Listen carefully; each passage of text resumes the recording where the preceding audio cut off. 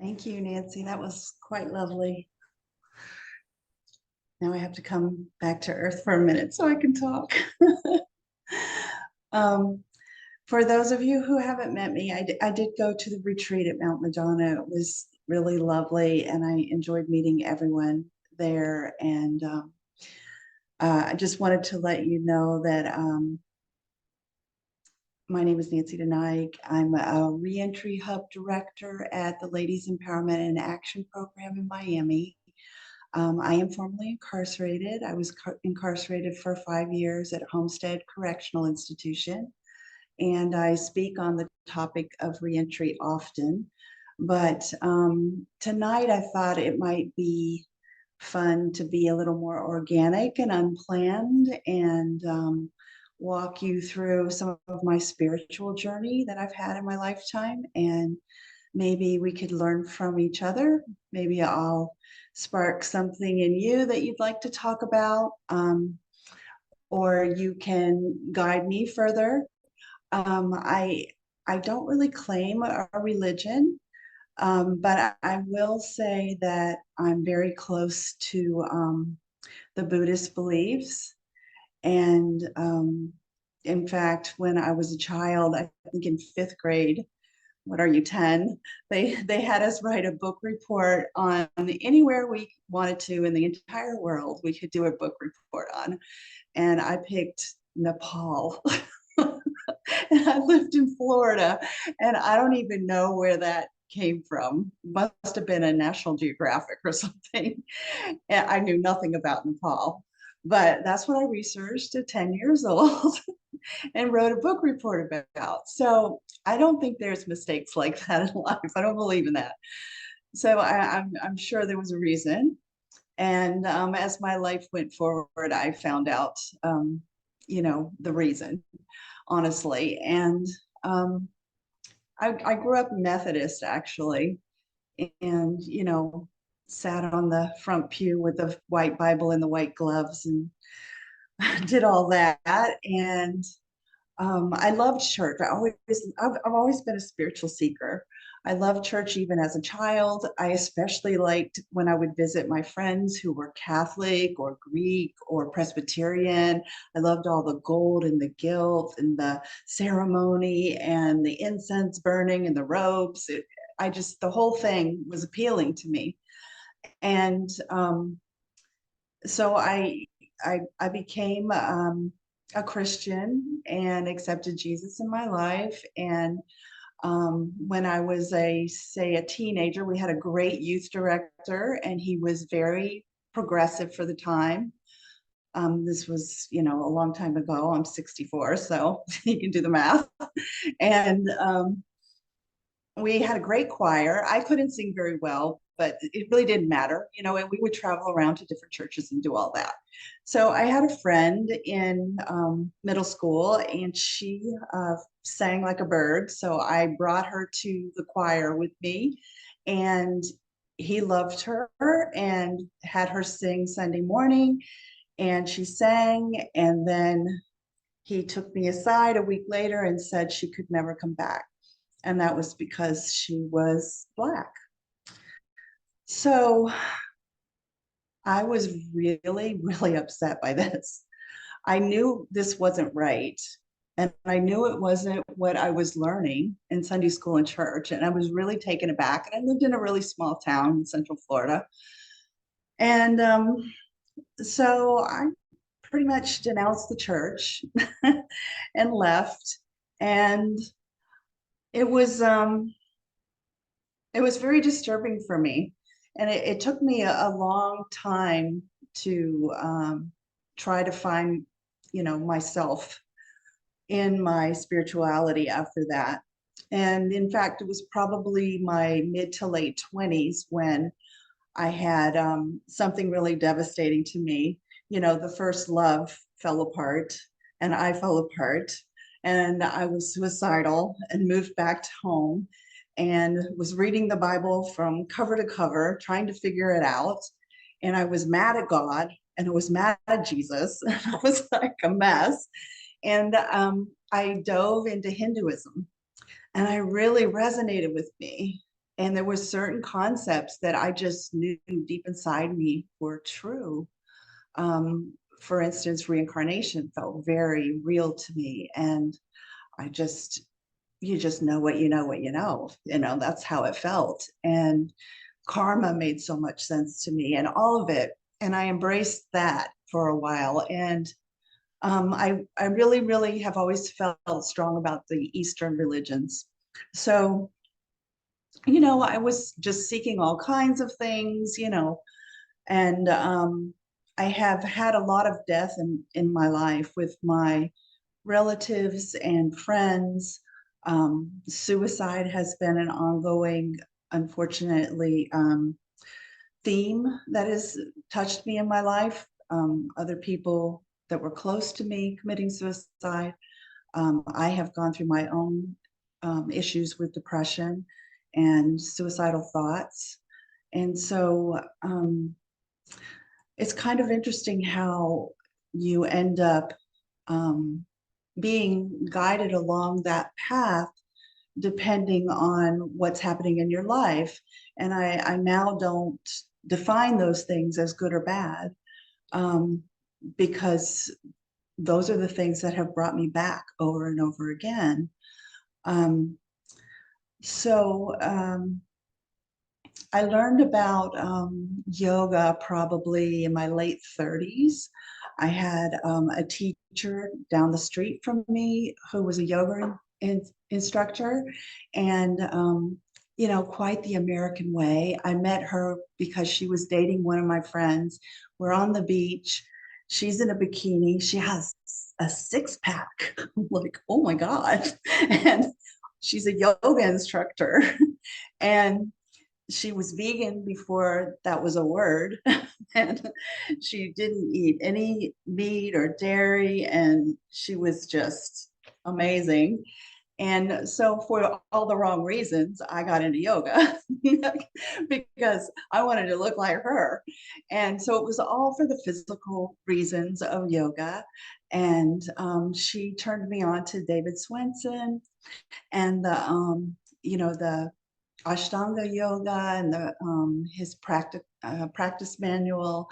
I just devoured that, and I tried to twist myself into a pretzel and all of that, and was very impressed with that. But like most people from our side of the world, it becomes aerobic and about the body, and it has nothing to do with what yoga is. So I was on that track for quite a while, and it wasn't until I was incarcerated that that changed for me, I'll admit. And I would do it for a while, and then it would drop off, and it just wasn't a thing in my life. And then, whenever something devastating happened, I would go back to it. And, you know, um, it was, it wasn't it was exercise, but also it would relieve stress because it was strenuous when I would do it because I was doing it in the very aerobic Ashtanga way. So it would relieve in that way, but it wasn't spiritual for me at all. And so that was a thing. And then I had another tragic thing happen in my life, another death, another suicide of my life partner at the time. And that was when I was 45. And then I started learning about Ayurvedic medicine and aromatherapy. And I read Light Miller's book on Ayurvedic medicine. And she had, or still has, I believe, um, I'm not saying it right. I can't even say it. Panchakarma, is that how you say it? Treatments. And in Sarasota, she has a center there. And I went for a week and experienced that. And that was amazing. And it put me back on the track of yoga again. But I really needed a much more deep spiritual practice, and I didn't have that around me. And I needed therapy, honestly. I was not able to mentally, emotionally handle what had happened in my life. And I started in a downward spiral. And I didn't even consciously know that was happening to me. And it affected me financially. And that's when I ended up getting in trouble because I took money from my employer. And that's how I became incarcerated. Um, so when that happened, I'd never been arrested. I'd never been in trouble. I mean, I had safe driver on my driver's license. Like, I didn't have that kind of a lifestyle. So it was all new to me, this, the jails and the lawyers and all of that. And I was pretty lost in that. Um, but I immediately picked up the yoga when I was in the county jail to keep my sanity. And it became something very different for me. Became more about acceptance of my body and what it could and couldn't do, and loving it no matter what it could or couldn't do. And that shifted. And then it also became a way for me to settle. Um, I realized that I have had ADHD since a child. They just never diagnosed it back then. They never treated it back then. Um, I can remember, just my limbs shaking under the table at the dining room table because I couldn't sit still, and my mom just smacking me and saying, sit still, and that's what they used to do back in, the 60s. So um, yoga became my treatment for that. And it shifted when I was incarcerated. And then it became a way for me to settle and to be able to sit and to be able to meditate and to be able to get myself emotionally and mentally out of the jail. And I began having experiences and hearing singing, when there was no singing happening, and hearing beautiful music and smelling flowers. Things kept happening that were really very bizarre and new for me. Um, and then surprisingly, I started having, I just, I don't know if you guys are going to understand this, but and this is probably the only crowd I can say something like this in, but I felt very close to Jesus, and I felt like I was having conversations with Jesus, the man, the enlightened being Jesus, not the Jesus that we're taught about. And I felt him with me through my incarceration, my whole incarceration. And I'd been so bad at him for so long. And then there it was. And so, but it was a different type of relationship than I'd ever had before. It was it was more of a, I don't know, relationship like you would have with a friend, and a relationship where I was capable of rising to a vibration of however high I wanted to go, and that was all possible, and that I was totally loved and accepted, and that I wasn't even wrong for what I did. It was all forgiven, and I felt true grace. And I never knew what that word meant until that happened. And I just felt so much love. I felt so much love for all the women I was incarcerated with. And at first, when I had gotten there, I felt like, oh, I'll never make friends with these ladies. Like, they're nothing like me. Their lifestyle is completely different, and we have nothing in common. And that's not what happened at all. I saw we were all the same, and that we all were one. And um, actually, that I was very, very fortunate and lucky to have had the life I had, and that I had a lot to offer them. And it just became a whole nother experience for me. So my incarceration, as hard as it was, I decided to make it into a spiritual experience for myself, like a sabbatical. And it was, I'm not saying it was easy. It wasn't. It was very, very hard. Probably the hardest thing for me was the food, honestly. That was a real hard one for me because that was a way I used to comfort myself, and I no longer could do that.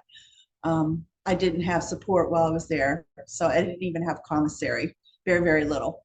So it was a good, it was hard, but it was good. And I don't know how many of you have seen this movie, but there's a movie called The Shack, and it's a Christian movie, but they showed it while I was incarcerated. And it really resonated with me because they showed life, and particularly your spiritual life, as a garden. And at first in the movie, it shows it all full of weeds and it's disorganized. And then it starts becoming, dug up and the weeds taken out and it becomes more structured. And I love that metaphor because I feel like my life is like that. That the weeds that have happened in my life, the bad things that we would say, I don't consider them bad anymore because they are part of the beauty of that garden. And I read something on a tea bag the other day that I thought was interesting. You know how they have those little sayings on the yogi tea bags or whatever. And it said, the difference between a weed and a flower is a judgment. And I was like, yes. Yes, it made me pick some weeds in my yard and put them in a vase because it's so true. And I think that's been the source of my depression in the past because I saw those weeds and as problems, and instead they've ended up being the solutions. And even my incarceration has been a solution. And the work that I do now is so gratifying, and it's from the result of being incarcerated. I couldn't do the work that I do now without it. And I wouldn't have been put in this position or had this opportunity if I hadn't been incarcerated. So I see my incarceration quite different than, I don't know, than I would have expected it to. I don't have bitterness over it, and I'm really, really grateful for that. I have probation for another 20 years, but it's okay. And I feel like that too could dissolve because I'm accepting of it. And I've found that a lot of times when I'm accepting of something that I'm not comfortable with, it morphs or goes away. So I have faith that that could happen for me as well. And it's just been a beautiful experience. And I just wanted to share it and see if anything resonated with anyone, if anyone else wanted to share an experience, or maybe this might spur someone on, in a way. So, are you raising your hand or clapping, Pamela? Oh, that's sweet. Thank you. Yes, it's I could clap too. It's been a great journey, and it hasn't ended now. And I haven't been on the sangha because I'm now on a different part of my journey, and part of that journey is that I go to bed at like 8 o'clock at night, and I get up at 4 in the morning. So, and I'm on Eastern time, so it makes it a little harder, but it's something that's opened me up in another level, and I'm enjoying that right now. And I'm also doing some really powerful breath work with someone on your coast, John Paul Crimmy. I don't know if anybody's heard of him, but he does this amazing breath work. And I've been doing that on Zoom once a week. And that has also helped me to grow spiritually. I highly recommend it. He's kind of out there. He used to be a personal trainer. So he, kind of does the breath work in that manner. And curses through the whole thing. So if you're offended by that, I wouldn't recommend it. But if you can handle that, I think he's wonderful. And, that's about it. I mean, if anybody has any questions, I'd be happy to answer. Or if anybody else wants to share, I would love to open it up for people to share their experiences. But that's kind of what I felt in my heart to share tonight.